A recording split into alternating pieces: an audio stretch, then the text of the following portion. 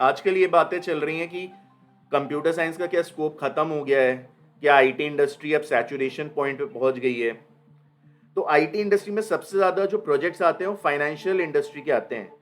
Banks के बहुत projects आते हैं, म्यूचुअल फंड्स रिलेटेड बहुत प्रोजेक्ट्स आते हैं, पेमेंट कैसे किया जाए वो बहुत सारे प्रोजेक्ट्स आते हैं।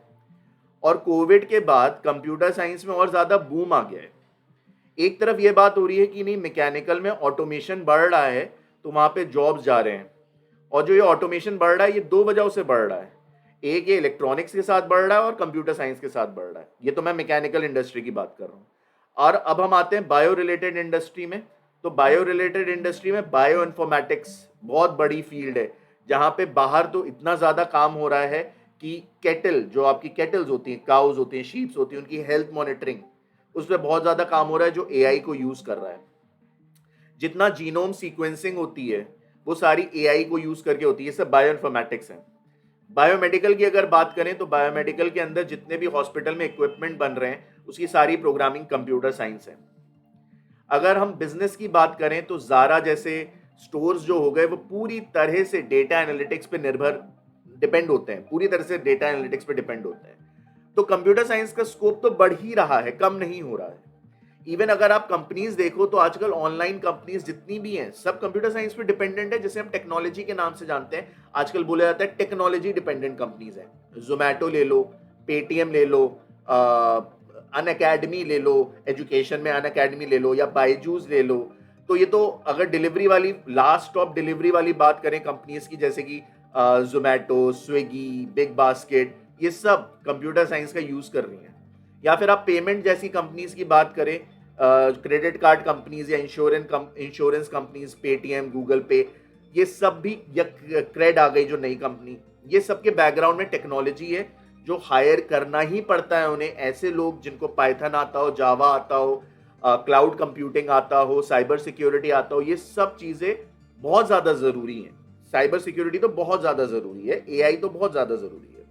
एग्रीकल्चर में अब स्टार्टअप्स आ रहे हैं और वो बहुत ज़्यादा आ रहे हैं, वो ग्राउंड पे हैं। आप डाल के देखो कि क्या क्या स्टार्टअप्स हैं एग्रीकल्चर के अंदर, आपको दिख जाएगा। एग्रीकल्चर पूरी तरह से जो जा रहा है कंप्यूटर साइंस के साथ लेके चल रहा है। एआई का इस्तेमाल, एप्स का इस्तेमाल, आप खुद देखो आजकल हर कंपनी एप्स के बेसिस पे आपके मोबाइल में घुस के आपको प्रोडक्ट बेच रही है। एप्स का यूज करके फार्मर्स की हेल्प की जा रही है कि वो अपने प्रोडक्ट्स को कैसे अच्छी तरह से ग्रो करें। तो ये सोचना कि कंप्यूटर साइंस की नॉलेज रखने वाले या ऐसी डिग्रीज रखने वाले जिनके पास बीसीए की डिग्री है, बीएससी आईटी की डिग्री है, बीटेक कंप्यूटर साइंस की डिग्री है, एमसीए की डिग्री है, एमएससी आईटी की डिग्री है, एमटेक कंप्यूटर साइंस की डिग्री है, ये लोग का यूज कम हो जाएगा? तो ऐसा नहीं है, ऐसा नहीं है। ये अभी शुरुआत है। अभी तो आर्टिफिशियल इंटेलिजेंस आया है, self driving cars concept level पे आई हैं, इलेक्ट्रिक व्हीकल्स अभी आई हैं। अभी कंप्यूटर से ही, कंप्यूटर्स की मदद लेके ही, डेटा एनालिटिक्स की हेल्प लेके ही, आर्टिफिशियल इंटेलिजेंस की हेल्प लेके ही हम लोग इंडिया में भी जो प्रॉब्लम्स है सॉल्व करेंगे। ज़्यादा स्केलेबल बिजनेसेस जो होते हैं वो भी कंप्यूटर साइंस की मदद से ही बन सकते हैं। तो अगर आप कोई भी डिग्री करना चाह रहे हो, BTech mechanical, BTech civil, BTech electrical, आप एक बात याद रखो, स्कोप कंप्यूटर साइंस में इन वाली कंपनी, इन वाले सेक्टर से बहुत ज़्यादा है। ठीक है, तो इससे अच्छी डिग्रीज कहीं ना कहीं है। अगर आप छोटे कॉलेज से कर रहे हो, आईआईटी, एनआईटी, बिट्स की बात मैं नहीं कर रहा हूँ, अगर आप छोटे कॉलेज से कर रहे हो तो इससे अच्छी डिग्रीज हो जाती हैं। BSc computer science, BCA, given that कि आपको नॉलेज हो, या फिर आप सर्टिफिकेट कोर्सेज करो। इवन अगर आप बीएससी एग्रीकल्चर कर रहे हो तो भी आप सर्टिफिकेट कोर्सेज करो कंप्यूटर साइंस के अंदर, तो आपको बहुत ज़्यादा हेल्प मिलेगी।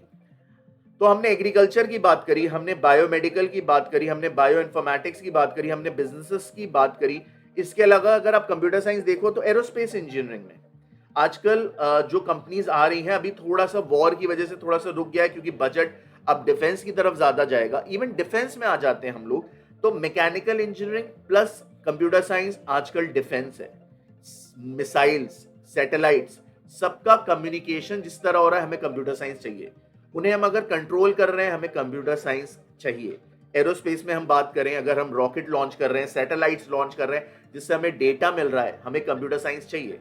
अगर मार्स पे हम लोग कोई रोवर भेज रहे हैं तो उसे हमें कंट्रोल करना है, तो हमें कंप्यूटर साइंस चाहिए, हमें एम्बेडेड सिस्टम्स चाहिए। तो कंप्यूटर साइंस का स्कोप कुछ नहीं खत्म हुआ है, अभी केवल स्टार्ट हुआ है।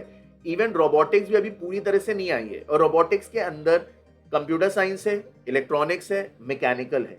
तो अकेले मैकेनिकल बहुत ज्यादा स्कोप नहीं रखती, लेकिन अगर आप कंप्यूटर साइंस साथ जोड़ दो तो बहुत स्कोप है। इलेक्ट्रॉनिक्स अकेले मैन्युफैक्चरिंग इंडिया में उतना स्कोप नहीं रखती, लेकिन अगर आप कंप्यूटर साइंस साथ जोड़ो तो बहुत स्कोप है। तो अगर आप बीएससी आईटी प्लस एमबीए कर रहे हो, बीसीए प्लस एमबीए कर रहे हो, या फिर बीएससी एग्रीकल्चर प्लस एमबीए कर रहे हो, तो और अगर आपको कंप्यूटर की अच्छी नॉलेज हो जाती है तो बहुत अच्छा फील्ड आपके लिए आ जाएगा।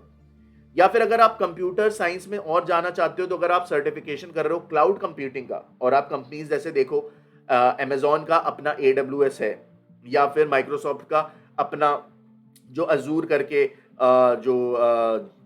वो है कंपनी है जो केवल होस्टिंग देती है। तो ये क्लाउड कंप्यूटिंग, क्लाउड आर्किटेक्ट, ये बहुत बड़ी फील्ड्स हैं और ये बढ़ती ही जाएंगी। ठीक है, इवन आप ईमेल्स देख लो तो ये सब सर्वर्स पे स्टोर होता है, और ये सब कुछ क्लाउड कंप्यूटिंग के द्वारा ही होता है। तो सोच समझ के लो बाकी की डिग्रीज। कंप्यूटर साइंस की नॉलेज हमें चाहिए ही चाहिए, चाहे कोई भी डिग्री करो तो आप सर्टिफिकेशन जरूर करो साथ में। हमें बिजनेस में इकोनॉमिक्स की नॉलेज चाहिए ही चाहिए, हमें बैंकिंग सिस्टम की नॉलेज चाहिए ही चाहिए, और कहीं ना कहीं हमें डेटा एनालिटिक्स की नॉलेज चाहिए। तो ये चीज़ें बहुत इंपॉर्टेंट है, चाहे आप कोई भी डिग्री करो, बीएससी एग्रीकल्चर करो, बीए इकोनॉमिक्स करो, बीएससी कंप्यूटर साइंस करो, बीएससी फिजिक्स करो। ये नॉलेज अगर आप साथ में ले रहे हो तो आपका स्कोप एकदम से खुल जाता है, क्योंकि जॉब्स जो है इंडस्ट्री स्पेसिफिक होती है। इंडस्ट्री को जो जरूरत है वो उस हिसाब से लेता है। ठीक है, वो आपकी डिग्री के हिसाब से नहीं लेता, आपकी नॉलेज के हिसाब से लेता है। तो केवल बीटेक करने से जॉब नहीं मिलने वाला है, बाकी डिग्रीज बहुत अच्छी हैं अगर आप मेहनत करते हो, साथ में सर्टिफिकेशन और एमबीए करते हो, या आप पीएचडी तक जाते हो कंप्यूटर साइंस में। तो आप एक तरफ से शुरू करो, आप सोचो मैं ग्रेजुएशन में क्या करूंगा, मैं पोस्ट ग्रेजुएशन में क्या करूंगा, मैं सर्टिफिकेशन में क्या क्या कर सकता हूँ, ठीक है, मैं क्या पीएचडी करूंगा। ठीक है, आप इस तरह सोचो। या आप उल्टा सोचो कि मैं बैंकिंग में जाना चाहता हूं तो मैं किस रास्ते से जाऊं, मैं एरोस्पेस में जाना चाहता हूं तो मैं किस रास्ते से जाऊं, अगर मैं फाइनेंस में जाना चाहता हूं मैं किस रास्ते से जाऊं, आर्टिफिशियल इंटेलिजेंस में काम करना चाहता हूं मैं किस रास्ते से जाऊं। तो एक तरफ से सोचना शुरू करना पड़ेगा। एक तरीका है ग्रेजुएशन, पोस्ट ग्रेजुएशन, पीएचडी, इसमें सोचो, और फिर कंपनी के बारे में सोचो कि किस किस कंपनी में काम कर सकता हूं। या फिर आप कंपनीज के हिसाब से सोचो और फिर देखो कि मैं क्या ग्रेजुएशन, पोस्ट ग्रेजुएशन या पीएचडी में कर सकता हूं, प्लस सर्टिफिकेशन किसके कर सकता हूं। या आप सेक्टर के हिसाब से सोचो। ठीक है, कंपनी अलग होती है, जैसे कि गूगल एक कंपनी है, लेकिन सेक्टर अगर हम बोले तो हम बोल सकते हैं फाइनेंस एक सेक्टर है। ठीक है, फाइनेंस सेक्टर के अंदर कौन सी कंपनी हो सकती है, हम बोल सकते हैं पेटीएम है। लेकिन पेटीएम एक ऐसी कंपनी है जो फाइनेंस सेक्टर के अंदर भी है और कंप्यूटर साइंस के सेक्टर के अंदर भी है, टेक्नोलॉजी सेक्टर के अंदर भी है। ठीक है, तो इस तरह से सोच के आप अपनी करियर प्लानिंग करिए। बहुत अपॉर्चुनिटीज है इंडिया में आज की डेट में। छोटे सिटीज में 40-50 हजार रुपए कमाना बहुत मुश्किल काम नहीं है, और बड़े सिटीज में 1-1.5 लाख कमाना बहुत मुश्किल काम नहीं है। थोड़ी मेहनत अगर आप करते हैं तो 1.5-2 लाख तक पहुंचना बहुत मुश्किल काम नहीं है। आज इंडिया के बाहर जाके पढ़ाई करना, पीएचडी तक करना, बाहर 10 साल रह लेना बहुत मुश्किल काम नहीं है। तो इसके लिए अच्छी प्लानिंग कि हम क्या पढ़ेंगे, किस तरह के सर्टिफिकेशन करेंगे, प्लस हम किस तरह से फाइनेंशियल प्लानिंग करेंगे, ये इंपॉर्टेंट है।